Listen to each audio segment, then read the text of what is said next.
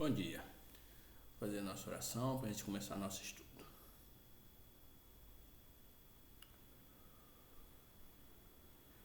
Amado Mestre Jesus, bom Espírito presente aqui, obrigado pela presença de vocês, obrigado por mais esse estudo, obrigado por esses irmãos encarnados que estão aqui para conosco, poder também participar desse estudo.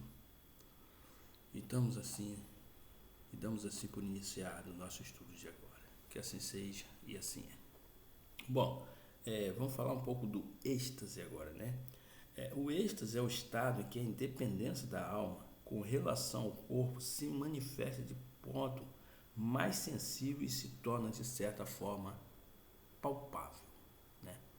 No sonho e no sonambulismo, o espírito anda em giro pelos mundos terrestres. No êxtase penetra em mundos desconhecidos e dos espíritos etéreos, com os quais entra em comunicação sem que, todavia, lhe seja lícito ultrapassar certo limite, porque se os transpusesse, totalmente se partiriam os laços que o prendem ao corpo. Cerco então repreendente e desusado fulgor enebria-nos harmonias que na terra se desconhece, indefinível bem-estar o invade. Goza antecipadamente da beitude celeste e bem se pode dizer que pousa um pé no limiar da eternidade. Então, gente, no êxtase, o espírito, ele se liberta de uma certa forma que ele vivencia tudo aquilo lá do outro lado, né? Então, ele está em plena ação lá do outro lado.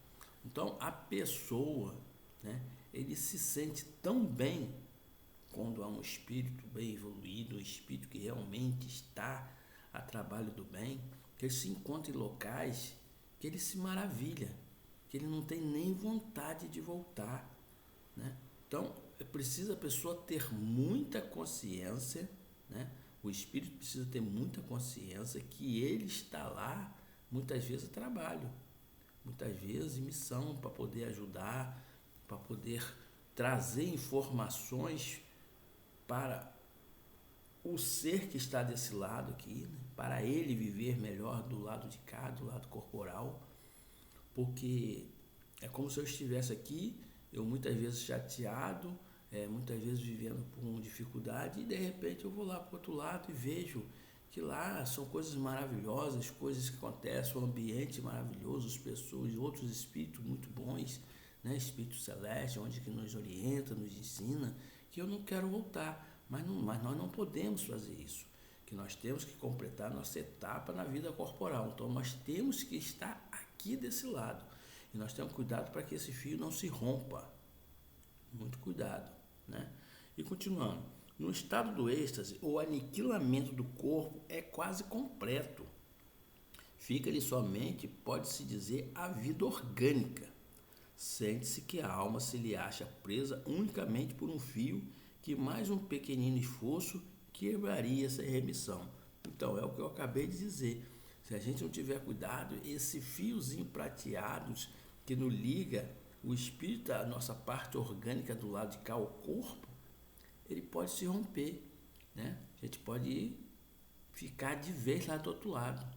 E se a gente ficar de vez lá do outro lado desse jeito, não é muito bom não é legal não, porque nós temos etapas, nós temos a vida orgânica aqui, nós temos um tempo de vida aqui, nós temos nosso princípio vital até acabar, né?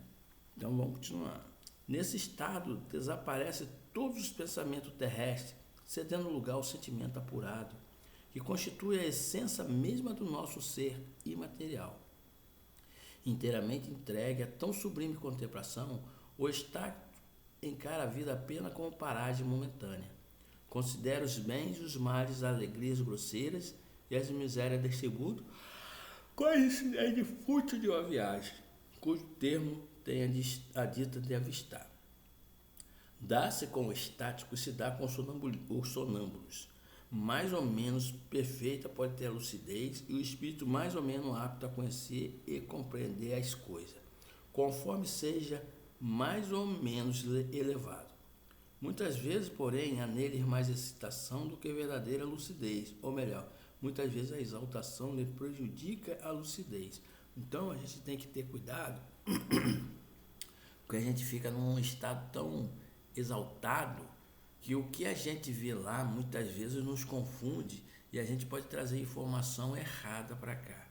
Então, por isso a gente precisa ter estudo e conhecimento para quando acontecer a gente, opa, calma aí, deixa eu analisar, deixa eu ver os prós e os contras, né? Você tem que fazer uma análise para não vir para cá e dar informação errônea, porque isso pode acontecer.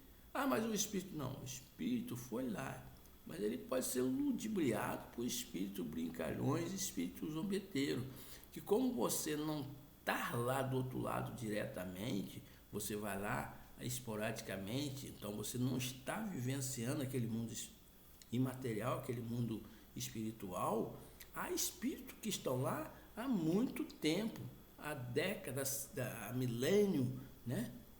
E eles podem te ludibriar, te enganar, né? Falar coisa para você, vai lá, fala que vai acontecer isso, aí você vem aqui e dá informação, não acontece nada, acontece ao contrário, né? Não, que nada, fulano vai acontecer isso, e ele vem aqui e informa. Então é muito perigoso, então a gente tem que fazer uma análise da situação e o que está ocorrendo, para não falar besteira, né? É o que acontece com muitos médios aí, que começa a querer dar uma de bam e começa a falar e nada acontece, só dá coisa errada, só previsões erradas, né? Só assunto errado, que são esses médios exaltados, né? Então vamos lá. Daí os seres frequentemente, suas revelações são um misto de verdade e erros, de coisas grandiosas e coisas absurdas, até ridículas. Dessa exaltação, que é sempre uma causa de fraqueza quando o indivíduo não sabe reprimi-la, espíritos inferiores costumam aproveitar para dominar o estático, tomando com tal intuição aos seus olhos a aparência que mais os aferram as ideias que nutrem no estado de vigília. Aí isso o escolho, mas nem todos são assim. Cabe no estudo julgar friamente e pesar-lhe revelações na balança da razão.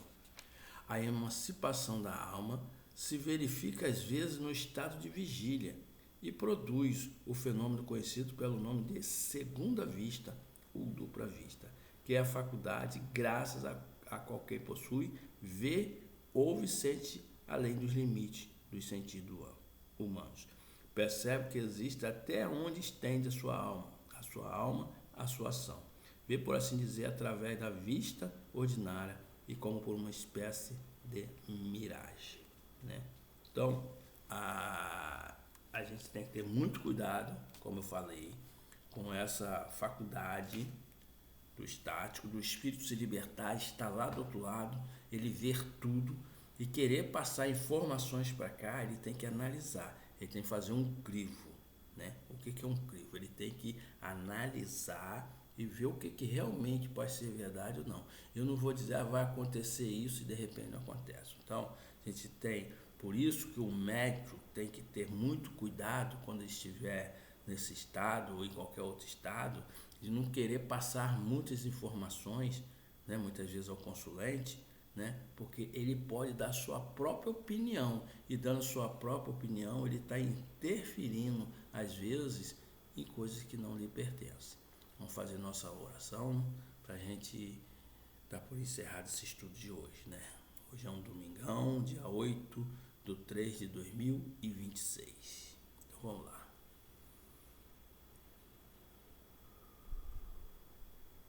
Bom Espírito presente aqui, obrigado por essa oportunidade de estar aqui estudando, aprendendo, para que nós possamos não cometer erros, saber analisar, saber verificar a veracidade de todas as respostas, de tudo aquilo que nos é passado. Obrigado por esses irmãos que são trazidos aqui desencarnados, que eles possam compreender a situação dele, aceitar a ajuda desses nossos irmãos que estão ao seu lado, para ir para uma sala de tratamento, para depois continuar a sua evolução, estudar tudo aquilo que lhe for possível para a sua melhoria e sua evolução. Sendo assim, damos como término o estudo de hoje. Que assim seja e assim é.